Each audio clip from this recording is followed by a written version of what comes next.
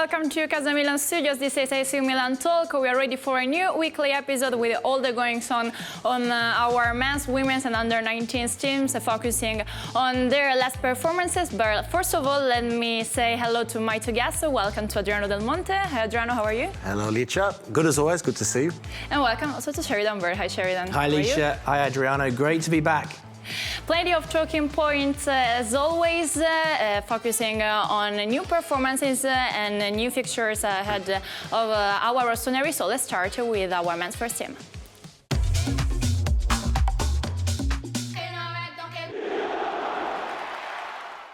Stalemate in Turin, neither side can find a breakthrough. It ended 0-0 between Juventus and AC Milan, and there are also 4 matches go on, but this result with a point apiece kept the distance between the two sides at 5 points in the race.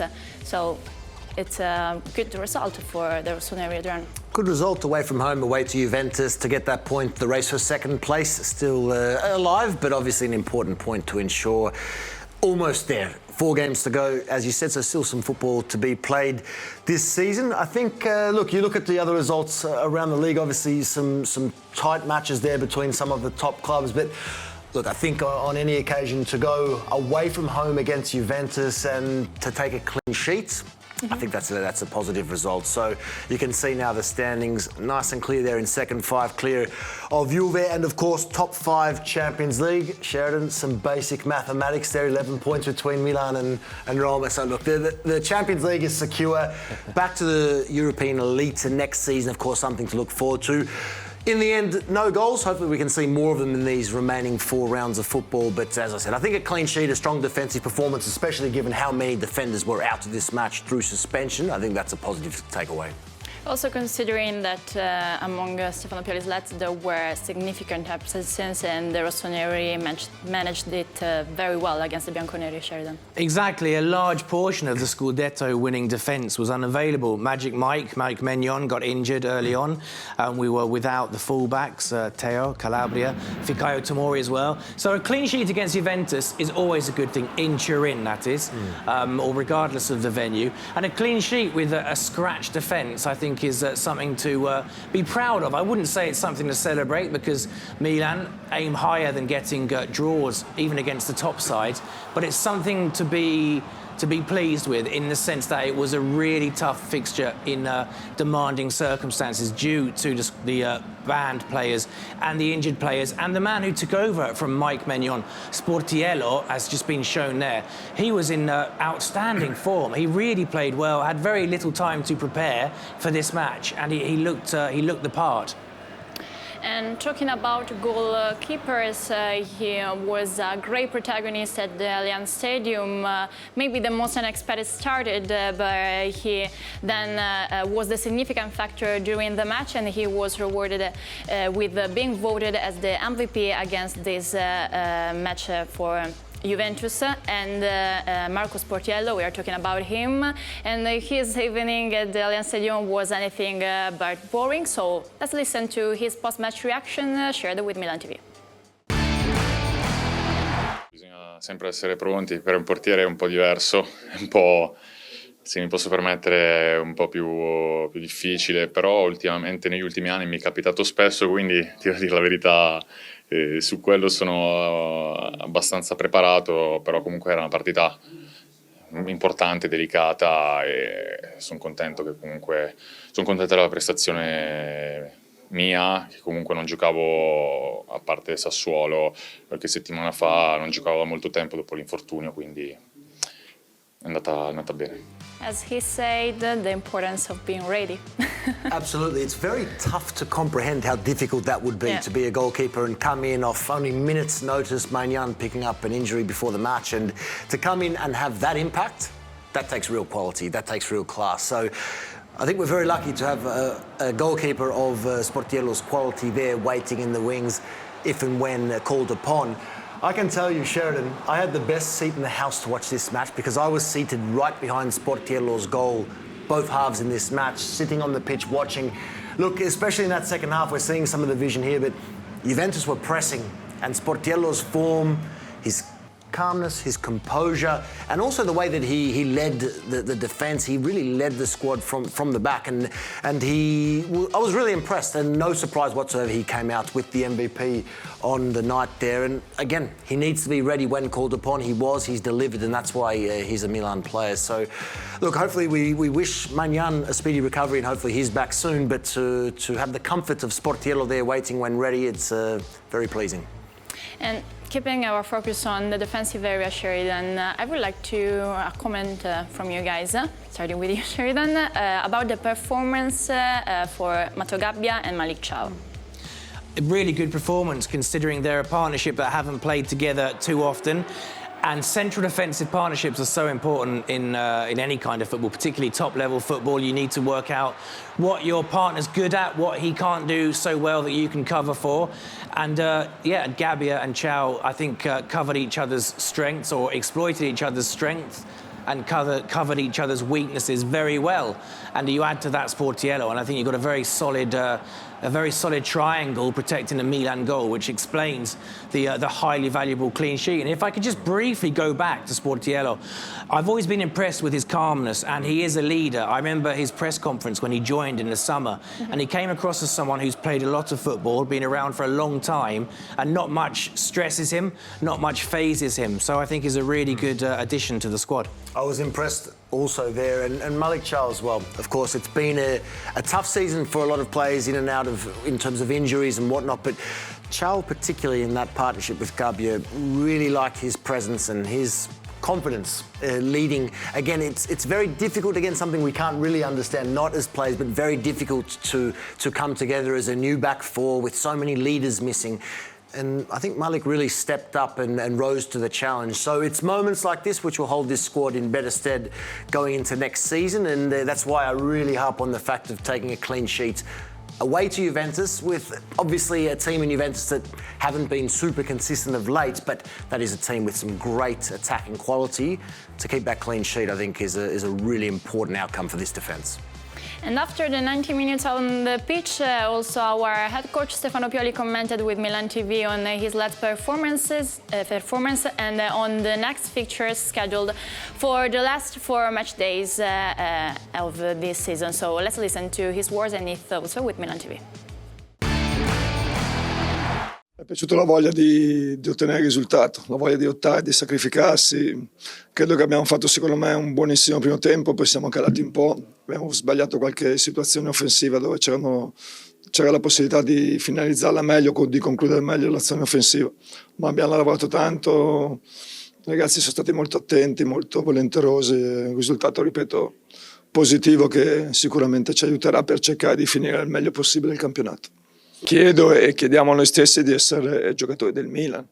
4 partite sono tante, abbiamo 3 partite in casa, vogliamo fare più punti possibili, quindi chiedo quello che sanno: serietà, volontà, senso d'appartenenza, professionalità, e dobbiamo rispettare tutto quello che abbiamo fatto fino adesso e cercare di concludere il campionato nel miglior modo possibile, anche se magari non è andata la stagione come speravamo e come desideravamo. So the aim is clear, to gain as many points as possible. Gain as many points as possible, get that second spot, and finish the season on a high. Mr. Pioli said there, of course, there's been moments in the campaign, but to respond when it's been tough is what has been impressive about this squad's character. New players coming in, integrating into the team. If they can secure second place, I think it will be a strong finish to a season where obviously the silverware not to show, but I think to build into next season, that's very important. These next 4 matches, we end on a high. And looking to the weekend, next up will be at San Siro against Genoa. What about this match? Also, we have to consider that during the next clash among Stefano Pioli's lads, there will be another 2 important absences. We are talking about Mike Maignan and Ruben Loftus-Cheek, and this is a great point to consider. Yeah, things aren't easy in the sense of players who won't be available, and Genoa are a team who I think have surprised a lot of Serie A neutrals this season with their form. And they've got a manager, a head coach who is very familiar with Milan fans, Alberto Gilardino, who once played for Milan up front many years ago. Well, not many years ago, but a few years ago. And they'll be a tough team to play against. Milan have already faced them in Liguria in a dramatic match, which we'll talk about shortly. But it'll be a difficult game. Genoa are certainly a side that tactically are very well prepared, very well set up, and they've got some dangerous players. So it could be, well, it's a match that Milan have to be fully attentive, preparing for and playing. This was the match earlier in the season, 1-0 late Pulisic winner there. They're a tough team, very, very tough team. We know at home they are very tough to beat, but they've had some good performances against some of the top teams in Serie A this season, and very recently have taken on the likes of Juventus and Inter and Fiorentina. So, look, it's a team that are mid-table, but I don't think the standings should be reflective of the threat that they possess. Of course, a couple of weapons in attack, Goodmanson in great form, so should be a good match. And of course, those were some fun scenes as well that we saw there. We remember very well. You were in the shirt after it was done. I recall that very well, Olivia. In that Milan Talk episode also. Yeah, that was a very fun episode, one of our enjoyable episodes, one of many. But look, it's going to be a tough team. And last time we needed that to ensure the points were taken home. But at San Siro, obviously not too many matches remaining at San Siro. Sell-out crowds, a lot of energy and excitement on hopefully a very sunny weekend and hopefully another 3 points. So guys, that's all for Stefano Pioli's Lads. Good luck to our rossoneri for the next feature against Genoa. Now let's move on with our women's team.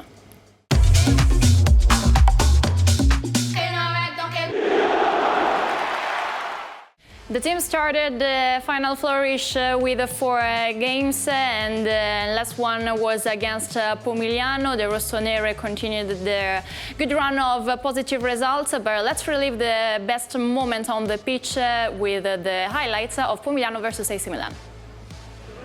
Milan's latest match in the salvation pool takes them to Torre del Greco in the region of Naples, the Stadio Amerigo Liguori against Pomigliano. And Mr. Corti's team are aiming to continue their fine form. Played out wide into the area. It's played across, it's not dealt with, and it drops to Camilla. Camilla shoots, and agonizingly, Camilla Dubkova hits the post, so close to opening the scoring. In comes the corner, and it's looping header, and it's into the net. It's the opening goal of the match after 5 minutes. And it is Angoscia Messias with her first of this season, making it 1-0 to the rossoneri. Really fine header there, and no chance for Gavillet in goal for Pomigliano. Fine looping header into the far corner. Great run, played out to the wing. In comes the cross, and it's not cleared properly, and it drops to Ige, and then it deflects off a defender. The chance is gone, it was so close. In comes the cross, and it's cleared, but again, not a great clearance. And then it's blasted goalwards, but it's off target. But it's all Milan. Well, the rossoneri are dominating. It was Ali Aguagni there into the second half. In comes the corner. That's a power header, and it's a second goal for Milan. And believe it or not, it's a second goal for Goscia. Her first goals of the season and her first double for Milan.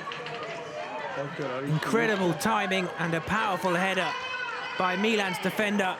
No chance once again for Gavillet, and her teammates really pleased for her. 2-0 to Milan. Controlled at the second attempt, swept in for the cross. Headed out, but not very far, and that's a powerful drive, but it's off target. Or rather, it's too direct, straight to the keeper from Silvia Rubio. In comes the cross, and it's a great skill, great trickery, and it's a fine finish. Szymanowski makes it 2-1. She halves the deficit for Pomigliano. Corner to Milan. Headed down. Goscia almost on a hat-trick there, which would have been a remarkable achievement, but it's dealt with by the keeper, Gavillet. Once again, heading down into the ground, but simple for the keeper. 2.5 minutes to go. Rabat, there's no one closing her down. She goes for the shot and she scores a spectacular goal. Credit where it's due. You have to say that's a fine finish from Rabat. And in the 88th minute, they have their equaliser, and the celebrations are ecstatic from Pomigliano. And Milan pegged back. There's the final whistle. The final score is Pomigliano 2, Milan 2.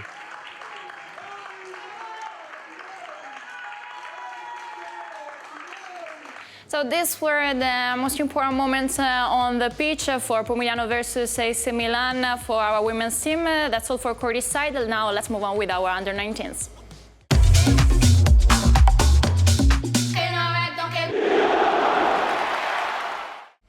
A very tough week for our youngest talents among the Abates lads, and nothing to do, Sheridan, also against Monza. A very tough match.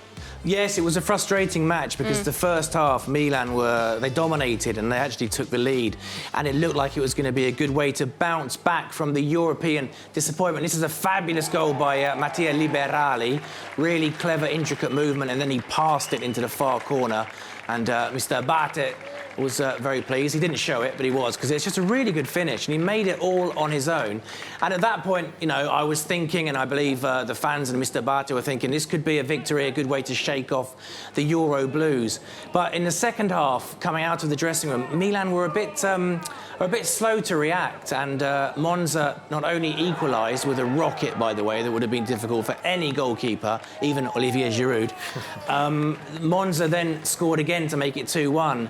And it became a bit of a hangover from the European events because the team looked a bit tired. Lots of the star players were with the first team squad.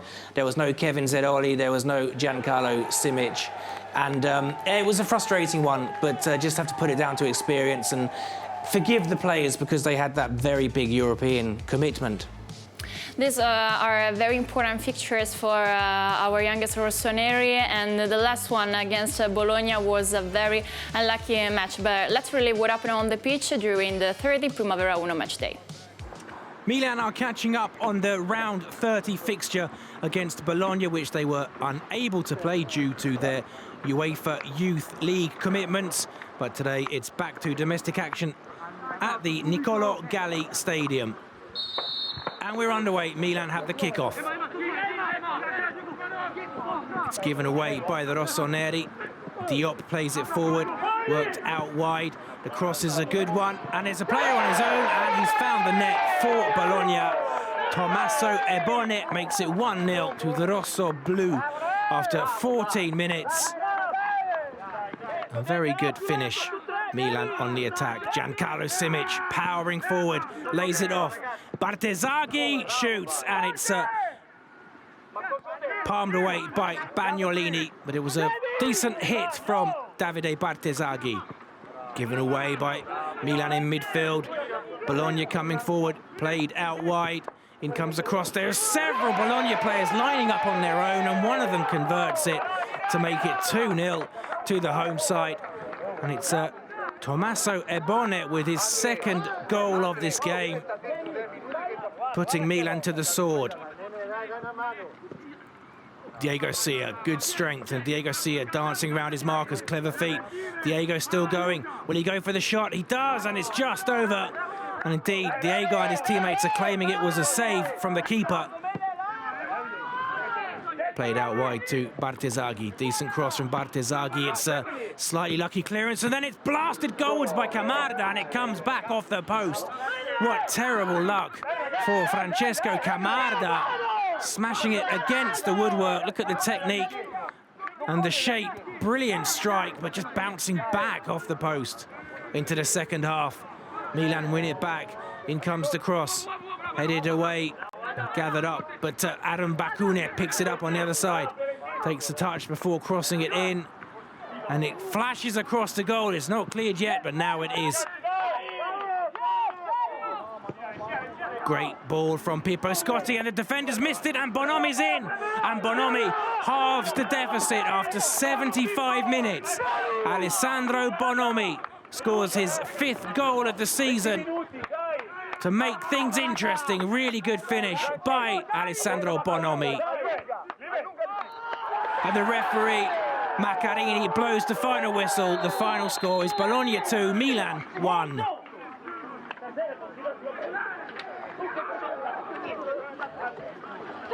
So with the focus on our under-19s, we come to the end of this weekly episode. Let me say thank you to my two guests. Thanks to Adriano Del Monte.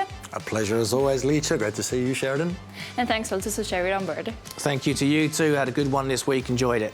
See you next week, guys. And dear listeners, that's all for today. Thanks for following us. See you again, as always, on AC Milan Talk. Ciao.